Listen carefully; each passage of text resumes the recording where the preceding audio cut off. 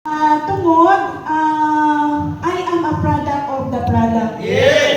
Yes, way back 2012, nanganak ko sa akong youngest, na si Sarian. Nakita sa doktor na ang akong liver nag-enlarge. Dili basta-basta. Kaya naa siya fatty liver with multiple cyst hemoglobinia. So, nagpuri ko ato nga time, kaya ang akong duha ka anak, dili pa kay siya dagko ang akong baby bago pa di siya gigawas. So nagkaroon ako gingon ato nga sakit kulba kayo no. Labi na pag wala ko kwarta. Pero nagpasalamat ko sa atong product.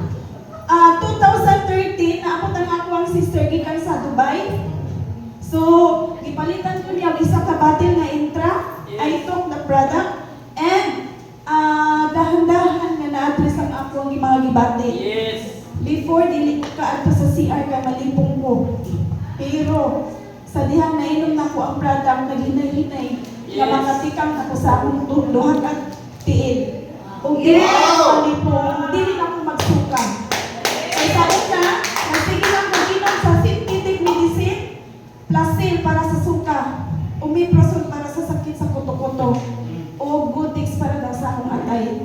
Pero, wala siya nawala. Nagsigi-sigi lang niya ako ng sakit. Pero nagpasalamat ko diri sa intra. Kay mao'y nakatabang sa buwan. Yes! Oh, nakasurvive sa kinabuhi. Yes! Tungod ato, nakastart ko og negosyo diha sa Bangkiruhan.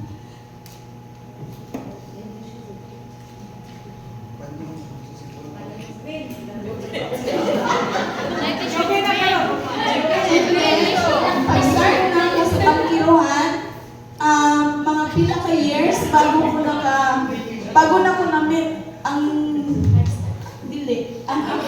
upline.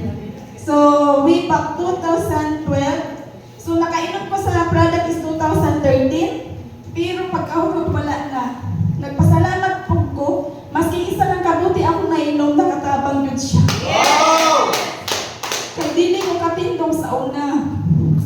Ang akong mama ang nagsigi o bantay sa akong anak. Pero, nainom na akong isa ka butilya nga intra nakatabang yun siya. Nakastart ko ang business sa Bangkiruhan.